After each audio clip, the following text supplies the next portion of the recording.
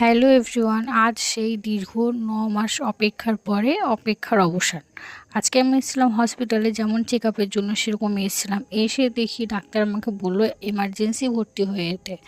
দিনটা ছিল, দিনটা কবে ছিল সেটা আমি তোমাদের নয়, আমার বেবি হলে মানে যেদিনকারে তোমাদের বলবো সেই দিনকারেই জানাবো। তো আমি ভর্তি হয়ে যাওয়ার পর হঠাৎ করে কিছুই নিয়ে আসিনি, খালি হাতেই ভর্তি হয়ে গেলাম। আর এই বাইরে আমার বর আর আমার বরের বন্ধুরা, দাদাভাই, ওরা সবাই ছিল। আমার বরের যে দুটো ফ্রেন্ড রয়েছে তারা, আর আমার মা তো আমার সাথে ভেতরে ছিল আমার পাশে, আর মা বোন আমার সাথে ছিল, আর আমার বরের বন্ধুরা, আর আমার ভাইয়ের বন্ধু, মানে আরও একটা ভাই, সবাই বাইরে ওয়েট করছিল।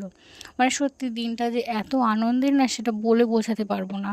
আর ঠিক তেমনই টেনশন কাজ করছিল আমার বাড়ির লোকেদের, আর আমারও টেনশন হচ্ছিল, কিন্তু আমি বুঝতে দিচ্ছিলাম না, মনে মনে খুব টেনশনে ছিলাম। এই দেখো এখানে আমার বর এতটাই টেনশনে আছে, সেটা তুমি ওর মুখ দেখে বুঝতে পারছো।